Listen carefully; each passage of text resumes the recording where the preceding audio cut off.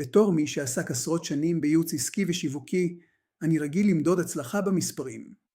אחוזי המרה, נתוני מחירות, מדדי שביעות רצון. אבל בחיים החדשים שלי, המדד הכי קריטי לא נמדד בדולרים, אלא באחוז החמצן בדם.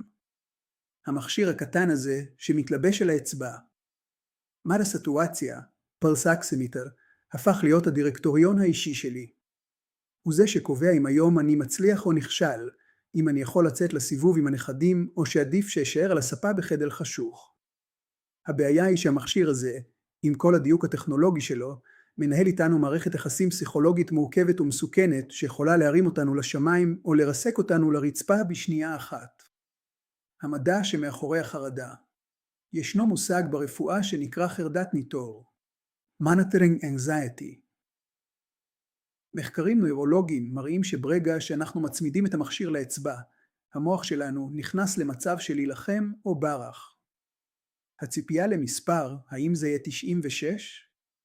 אולי 92? או חלילה צניחה ל-88? גורמת להפרשת אדרנלין מיידית.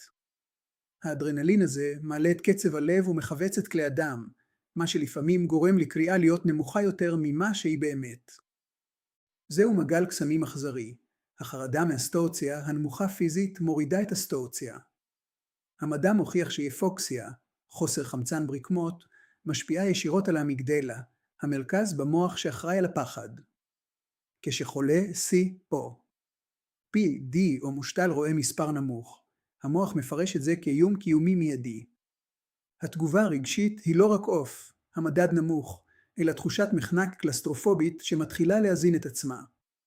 בשיקום שלי למדתי שהמספר על המכשיר הוא רק נתון אחד בתוך מערכת שלמה, ואסור לתת לא להיות השופט הבלעדי שמצבנו. הגישה שלי, לנהל את המדד, לא לתת לא לנהל אותי.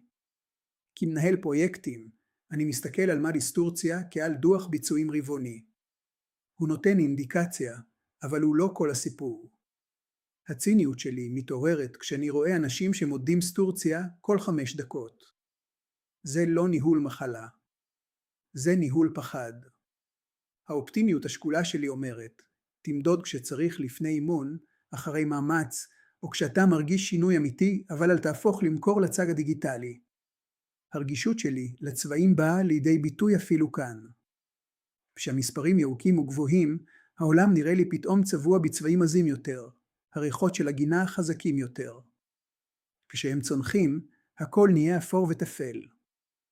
הניסיון שלי מלמד שהאמת שלי נמצאת בתחושה הפיזית לא פחות מאשר במכשור. אם אני מרגיש טוב והסטורציה היא 90, אני לא נלחץ. אם היא 98 ואני מרגיש מחנק, סימן שיש משהו אחר, אולי סטרס, אולי עייפות, או אולי הסוכר שלי שוב משחק משחקים. הנתון הטכני, סוכר 70 והשפעתו על הקריאה, הינה משהו שלא תמיד אומרים לכם. רמות סוכר נמוכות משפיעות על זרימת הדם בפריפריה, כלומר בקצות האצבעות. כשהסוכר שלי ב-70, הידיים שלי לעתים קרות יותר, וזרימת הדם פחות יעילה. מד היסטורציה עלול לזייף וליצור מצג שווא של חוסר חמצן, בזמן שהבעיה היא בכלל אנרגטית. למדתי לא להיכנס לפאניקה ממד היסטורציה אם לא בדקתי קודם מה המצב בבטן. לפעמים פרי קטן או פרוסת לחם מעלים את הסוכר, מחממים את הידיים, ופתאום הסטורציה מזנקת באורח פלא. הדיוק בניהול המערכת המשולבת הזו הוא מה שמביא לתוצאה טובה יותר באופן משמעותי. איך לשמור על שפיות מול המכשיר? חוק ה-30 שניות. אל תסתכלו על המספר בשנייה הראשונה.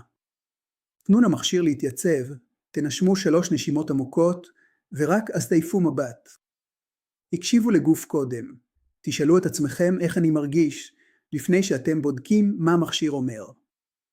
אל תיתנו למספר להחליט עבורכם אם אתם סובלים מקוצר נשימה. ניקיון ואיכות.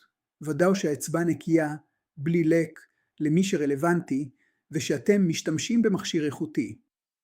מכשיר זול מהאינטרנט יכול לייצר חרדות יקרות מאוד, אבל לא לשכוח.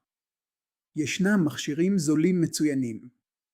אני מחיילת שלי מול מכשיר המדידה במרפאה או בבית החולים. להיות בטוח יותר, היסטורציה היא כלי עבודה, היא לא המטרה. אנחנו כאן כדי לחיות, לנשום וליהנות מהצבעים והריחות של העולם, לא כדי להיות עבדים של צג פלסטיק קטן. רוצים לדעת איך אני משלב את מדדי הסטורצי הבלוז היומי שלי בלי להשתגע? הצטבות שלי כאן כדי לבנות איתכם שגרת ניטור בריאה ומאוזנת.